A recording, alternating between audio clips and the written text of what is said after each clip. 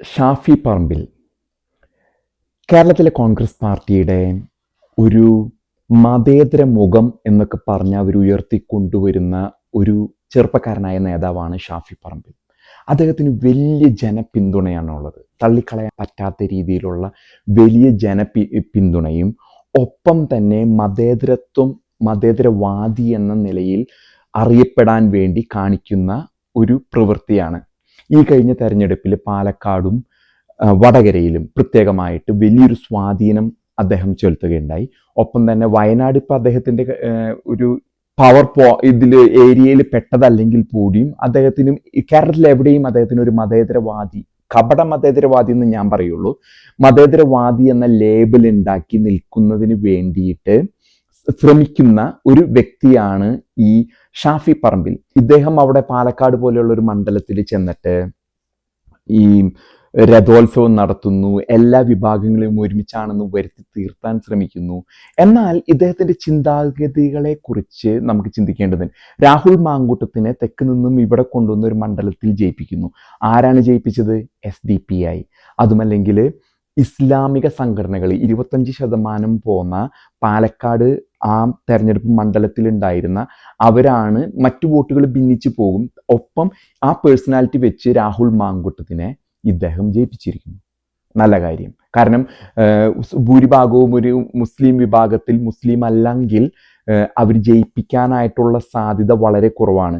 ആ ഒരു സാഹചര്യത്തിലാണ് രാഹുൽ എന്ന വ്യക്തിനെ കൊണ്ടുവന്ന് പ്രത്യേകമായിട്ട് SDPIയുടെയും ലീഗിൻ്റെയും എല്ലാവരുടെയും പിന്തുണയോടുകൂടി താങ്കൾ രാഹുൽ മാങ്കൂട്ടത്തെ ജയിപ്പിച്ചത്. അവിടെ ശക്തമായ അടിയൊഴുക്കുണ്ടാക്കിയ വലിയൊരു ഭൂരിപക്ഷത്തിൽ താങ്കൾ ജയിപ്പിച്ചു. എന്തുകൊണ്ടാണ് താങ്കൾ പെങ്ങളുകുട്ടിയെ തഴഞ്ഞത്? ആരാണ് രമ്യ ഹരിദാസിനെ തോൽപ്പിച്ചത്? എന്താണ് താങ്കളുടെ ഇത്രയും സ്വാധീന മേഖലയുള്ള ഒരിതിൽ താങ്കൾ എത്ര പ്രാവശ്യം രമ്യ ഹരിദാസിന് വേണ്ടി താങ്കൾ പുറത്തിറങ്ങി പ്രചരണം നടത്തി? ശക്തമായിട്ടും തന്നെ രമ്യ ഹരിദാസ് എന്ന വ്യക്തിയെ SDPI, മുസ്ലിം സംഘടനകൾ, ലീഗ്, കോൺഗ്രസ്സുകാരിയായിട്ട് പോലും പച്ചയായിട്ട് പറ്റിച്ച് തോൽപ്പിച്ചു ആ സഹോദരിനെ. പെങ്ങളൂട്ടി എന്ന് വിളിക്കുകയും ചെയ്തു, പറ്റിക്കുകയും ചെയ്തു. ഇത് കോൺഗ്രസ് അറിയാതെയല്ല. വേണമെന്നുണ്ടെങ്കിൽ ഷാഫി പറമ്പിലിനും മറ്റു നല്ല കോൺഗ്രസ് നേതാക്കൾക്കും ലീഗും വിചാരിച്ചെന്നുണ്ടെങ്കിൽ ചേലക്കരയിലെ രമ്യ ഹരിദാസിനെ ജയിപ്പിക്കാമായിരുന്നു. കേരളത്തിലെ ഏത് രാഷ്ട്രീയമായിട്ട് ബന്ധപ്പെട്ട ആരോട് ചോദിച്ചാലും എല്ലാവർക്കും വ്യക്തമായിട്ട് അറിയുന്ന കാര്യമാണ് ഷാഫി പറമ്പിൽ. വളരെ ദുഃഖകരമായിട്ടുള്ളൊരു സ്ഥിതിയാണ്. കാരണം നിങ്ങൾ നേരത്തെ രാധാകൃഷ്ണൻ്റെ കൂടെ മത്സരിച്ചിട്ട് അവിടെ ലോക്സഭാ മണ്ഡലത്തിൽ അവർ തോൽക്കുകയുണ്ടായി. ഇപ്പോൾ ഇതാ ചേലക്കരയിലും കൊണ്ട് നിർത്തി തോൽപ്പിച്ചു. ഞാൻ വ്യക്തിപരമായിട്ട് രമ്യ ഹരിദാസിനോട് പറയട്ടെ, താങ്കൾക്ക് തെക്ക് എവിടെയെങ്കിലും പോയി മത്സരിക്കുന്നതായിരിക്കും, അതല്ലെങ്കിൽ ഈ പാർട്ടി മാറുന്നതായിരിക്കും താങ്കൾക്ക് നല്ലത്. ഇനിയൊരു കാര്യം പറയാം, കോൺഗ്രസ് പാർട്ടിക്കും ലീഗിനും അറിയാം ആരെ ജയിപ്പിക്കണം. അത് കോൺഗ്രസ് പാർട്ടിയല്ല തീരുമാനിക്കുക. പ്രത്യേകിച്ച് പാലക്കാട്, മലപ്പുറം, കോഴിക്കോടുള്ള മണ്ഡലങ്ങളിൽ ലീഗ് തീരുമാനിക്കും, SDPI തീരുമാനിക്കും. തീവ്രവാദ സംഘടനകളും ഇസ്ലാമിക സംഘടിതമായിട്ട് അവർ തീരുമാനിക്കും ആർക്ക് വോട്ട് ചെയ്യണമെന്നുള്ളത്. അത് മറ്റു മതങ്ങളിൽ സാധിക്കില്ല. ഹിന്ദുക്കളിലോ ക്രിസ്ത്യാനികളിലോ അങ്ങനെ ഒരു ഐക്യമില്ലാത്തതിൻ്റെ പേരിൽ സാധിക്കില്ല. ഇതേപോലെ തന്നെ VT ബലറാം ചരിത്രത്തിൽ നിന്ന് ഏടുകളെടുത്ത് വായിച്ചു നോക്കുമ്പോൾ നമുക്ക് മനസ്സിലാക്കാൻ സാധിക്കും.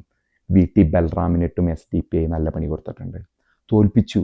VT ബലറാം ഇത്രം വ്യക്തിത്വമുള്ളൊരു നേതാവിനെ കോൺഗ്രസ് പാർട്ടി, ലീഗും SDPIയും ചേർന്ന് കുത്തി തോൽപ്പിച്ചു. കാരണം ഇവർക്ക് ഇഷ്ടമില്ലാത്തവർ ഇവർ ജയിപ്പിക്കില്ല. അതാണ് ഇതിൻ്റെ ഈ ഒരു ഇതൊരു രാഷ്ട്രീയമല്ല, ഇത് മതമാണ്. മതത്തിൻ്റെ പ്രത്യേകത. നിങ്ങൾ പറയും ഇത് ഇത് വർഗീയവാദമാണെന്ന്. ഇത് കപട മതേതരത്വമാണ്.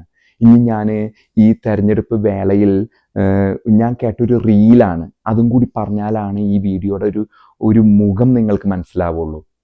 ബാക്കിൽ പുതിയ സ്നേഹത്തിൻ്റെ കട നടത്തിയ സന്ദീപ് വാര്യർ നിൽക്കുന്ന ചെറുപ്പക്കാരായ ആരോ ഈടനോ കുറേ നേതാക്കന്മാർ നിരന്ന് നിൽക്കുക. ഷാഫി പറമ്പിൽ പ്രസംഗിക്കുകയാണ്, ലീഗിൻ്റെ സാധിക്കലി തങ്ങൾ പോയിട്ട് കുഞ്ഞാലിക്കുട്ടിയും കൂടി അവിടെ ചെന്ന് മുനമ്പത്തെ പ്രശ്നങ്ങൾ തീർത്തുവെന്ന്. എന്ത് പ്രശ്നമാണ് ഷാഫി അവിടെ തീർത്തത്?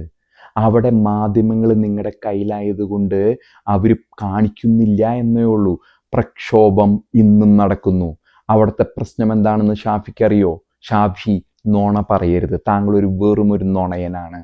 അവിടുത്തെ പ്രശ്നം എന്ന് പറഞ്ഞത് ഷാഫിയും മറ്റുള്ളവരും ശ്രദ്ധയോടെ കേൾക്കണം.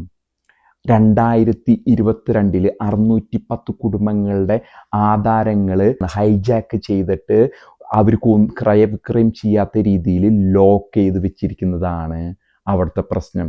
അപ്പം ഷാഫി മോനെ, നീ പ്രശ്നം തീർന്നു എന്ന് പറയുമ്പോൾ പറയണം 2022 സ്റ്റാറ്റസ് കോ തസ്ഥിതി, അവർക്ക് ക്രയവിക്രയങ്ങൾ ചെയ്യാനുള്ള അധികാരം ഈ തോടുകൂടി മാറ്റപ്പെട്ടു. സാദിഖ് അലി തങ്ങളുണ്ടല്ലോ, ഞങ്ങൾക്ക് സാദിഖേട്ടൻ, പ്രായമുള്ളതുകൊണ്ട് ഞാൻ സാദിഖേട്ടൻ, വെറും ചതിയനാ. അദ്ദേഹമാണ് പറഞ്ഞത് ഹാഗിയ സോഫിയ പള്ളി തുർക്കിയിൽ പിടിച്ചിരുന്നത്, ക്രിസ്ത്യൻ പള്ളി മുസ്ലിമുകൾ പിടിച്ചിരുന്നത് നന്നായി എന്ന് പറഞ്ഞ വ്യക്തിയാണ്. ഇയാളെയൊന്നും ഇവിടെ നടക്കില്ല, ആരും വിശ്വസിക്കില്ല. എൻ്റെ ഷാഫി, ഒരാളും വിശ്വസിക്കില്ല. അവിടെ ചെന്ന് മിനുക്ക് വർത്താനം പറഞ്ഞിച്ച് വളിച്ച് ചിരിയായിട്ട് ചെന്ന് കഴിഞ്ഞാൽ ഒരാളും ആ ഭാഗത്തൊന്നും വിശ്വസിക്കാൻ പോകില്ല. പാലക്കാട് നിനക്ക് കളി നടക്കും, നിനക്ക് ഒത്തിരി തെക്കും മലപ്പുറത്തൊക്കെ ഉള്ള കളികൾ നടക്കും. വലിയ കളി 2025 2026 വരാൻ നിൽക്കുന്നുള്ളൂ. ഞാൻ അറിയുന്ന നല്ല കോൺഗ്രസ്സുകാരനോട് പറഞ്ഞു, മോനെ ഇതിൽ നിന്നതുകൊണ്ട് മാത്രം ഞാൻ ഇതിൽ ഇങ്ങനെ കൊണ്ടുപോകുന്നുള്ളൂ, ഞാൻ വലിയ നേതാവൊന്നും ആവാൻ പോകത്തതുകൊണ്ട് അവർ പക്ഷെ കുത്തുന്ന സമയത്ത് അവർ BJPക്കോ വേറെ ആർക്കെങ്കിലുമൊക്കെ കുത്തുള്ളൂ എന്നും എനിക്ക് വ്യക്തമായിട്ട് അറിയുന്ന കോൺഗ്രസ്സുകാരനോട് പറഞ്ഞിട്ടുണ്ട്. കാരണം നിങ്ങൾ വെറും ലീഗ് ഹൈജാക്ക് ചെയ്ത പാർട്ടിയാണ്. ഇനി ലീഗിന്റെ മുഖ്യമന്ത്രിയോ അതല്ലെങ്കിൽ ലീഗ് ചാടി ഇടതിൽ പോയിട്ട് മരുമോൻ മുഖ്യമന്ത്രി ആവുന്നതാണെന്നും നിങ്ങൾ ചതിയനാണെന്നും അറിയാം. ഇനി ഞാൻ വീണ്ടും ഷാഫി എന്ന ചതിയന്റെ ഇതിലേക്ക് വരാം. ഷാഫി മോനെ, നിനക്ക് 610 കുടുംബങ്ങൾക്കും മറ്റു വഖഫിൽ പെട്ടുകിടക്കുന്ന ആൾക്കാർക്കും 2022 മുമ്പ് ലോക്ക് ചെയ്തിരിക്കുന്ന സ്ഥിതിയിലേക്ക് കൊണ്ടുപോയിട്ട് പറയാൻ പറ്റുമോ? ഇതിന്ന് എന്താ ഷാഫി പ്രസംഗിച്ചതെന്ന് പറയട്ടെ, ആരെയും കുടിയൊഴിപ്പിക്കില്ല എന്ന്. ആർക്ക് വേണം ഷാഫി നിന്റെ കുടിയൊഴിപ്പിക്കില്ല? കുടിയൊഴിപ്പിക്കാൻ വന്ന പങ്കായ്ക്കത്ത് കട്ടിക്കുന്നുള്ളത് നിനക്കും അറിയാം, ലീഗിനും അറിയാം, സാദിഖ് അലിക്കും അറിയാം, കുഞ്ഞാലിക്കുട്ടിക്കും അറിയാം, പിണറായിക്കും അറിയാം, എല്ലാവർക്കും അറിയാം. പങ്കായത്ത് കട്ടിക്കുക അവര്. ഒരാളവിടെ കുടിയൊഴിപ്പിക്കാൻ ധൈര്യം എടുക്കൂല. തന്നെയല്ല വേണ്ടി വന്ന അവര് ജീനെ വിളിക്കും. ജീനം നിങ്ങൾക്ക് പേടിയാണല്ലോ. അപ്പൊ കുടിയൊഴിപ്പിക്കേണ്ട ഔദാര്യം തരരുത് ഷാഫി. മോനെ ഷാഫി, നീ ഔദാര്യം, നിന്റെ ഷാഫി ഔദാര്യം ഞങ്ങൾക്ക് വേണ്ട. ഈ ഔദാര്യം നിന്റെ സക്കീർ ഉണ്ടല്ലോ, വഖഫ് ബോർഡിന്റെ സക്കീർ പറഞ്ഞു, ആരും പെട്ടെന്ന് കുടിയൊഴിപ്പിക്കില്ല. കുടിയൊഴിപ്പിക്കലല്ല ഇവിടുത്തെ വിഷയം. 2022 വരെ ഈ ഭൂമി അവർ ക്രയവിക്രയം ചെയ്ത്, സത്യം മുഖത്ത് നോക്കി പറയട ഷാഫി, കള്ള മതേതരത്വം കൊണ്ട് നീ നടക്കരുത്. നിന്റെ മുഖത്ത് നോക്കി ഞാൻ പറയുന്ന, ഈ രാഷ്ട്രീയ കാപ്പട്യത്തിന്റെ വലിയ തലപ്പത്തിരിക്കുന്നവനാ നീ. എങ്ങനെയാണ് അത് പറയേണ്ടതെന്ന് പറയട്ടെ. 2022 മുമ്പ് ക്രയവിക്രയം ചെയ്തിരുന്ന ഭൂമി വീണ്ടും ക്രയവിക്രയം ചെയ്യാനുള്ള അധികാരം കൊടുക്കുന്നു എന്ന് വേണം പറയാനായിട്ട്. അതല്ലാണ്ട് കപട മതേതരത്വം കൊണ്ട് കറങ്ങി നടക്കരുത്. നേരിട്ട് തിരിച്ചു പറ. ഡിസംബർ 12 2022 KPA മജീദ് മുസ്ലിം ലീഗ് നിയമസഭയിൽ പറഞ്ഞത് വഖഫിന്റെ ഭൂമി ഒരാൾക്കും വിട്ടുകൊടുക്കില്ല എന്നാ. അതിന്റെ അടിസ്ഥാനത്തിലാണ് ഇത് ചെയ്തിരുന്നത്. ഇനി ഞാൻ ഇതിന്റെ രാഷ്ട്രീയ വശം കൂടി നിങ്ങൾക്ക് പറയാം.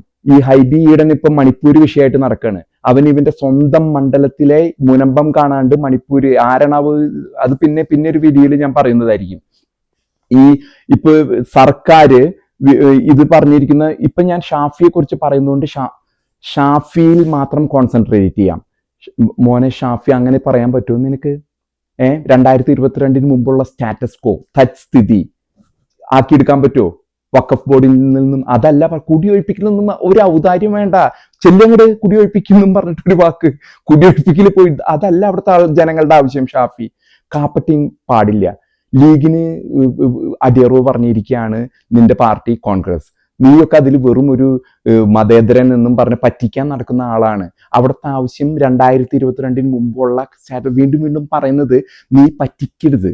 നീ പറ്റിക്കാണ്ടിരിക്കാൻ വേണ്ടിയാണ് ഷാഫി ഞാൻ വീണ്ടും പറയുന്നത്. നീ കുടിയൊഴിപ്പിക്കില്ല എന്ന്. കുടിയൊഴിപ്പിക്കാൻ ചിന്തിക്കുക പോലും, നിന്റെ ഉപ്പാപ്പ പോലും ചിന്തിക്കില്ല അവിടെ കുടിയൊഴിപ്പിക്കുന്ന കാര്യം. 610 400 ക്രിസ്ത്യൻ കുടുംബങ്ങളും 250 ഹിന്ദു കുടുംബങ്ങളും കുടിയൊഴിപ്പിക്കുന്നതിനെ പറ്റിയിട്ടുണ്ടല്ലോ. നീയല്ല നിന്റെ ഉപ്പാപ്പയല്ല അവിടെയുള്ള ഒരുത്തനും ചിന്തിക്കുക പോലും ഇല്ല. കാരണം അവർക്കറിയാം അവിടേക്ക് അടുത്തേക്ക് ചെന്നിട്ട് കാര്യമില്ല എന്ന്. ഇത് ഏതൊരു മാള് മുതലാളിക്ക് റിസോർട്ട് പണിയാനുള്ള കളിയാണെന്നൊക്കെ അറിയാം. നീ കുടിയൊഴിപ്പിക്കാൻ അതല്ല വേണ്ടത്. 2022 മുമ്പുള്ള സ്ഥിതിയിലേക്ക് എത്തിക്കും എന്നാണ് നീ നല്ലവനാണെങ്കിൽ പറയണ്ടേ. മറ്റേത് നിന്റെ വെറും പൂള് കാപ്പട്ടിയാണ്. നീ വെറും കപട മതേതരത്തിന്റെ ഇതാണ്. നീ രാഹുലിനെ അവിടെ SDPIയുടെ തീവ്രവാദികളുടെ സപ്പോർട്ടോടെ നിനക്ക് വടക്ക് 2-3 മണ്ഡലങ്ങളിൽ കളിക്കാം. ആ കളിയെ നടക്കുള്ളൂ ഷാഫി, ആ കളി നടക്കുള്ളൂ. നേരുള്ളവനാണെങ്കിൽ നേരോട് നേരുള്ള ഭാഷ പറയും. ഓക്കെ.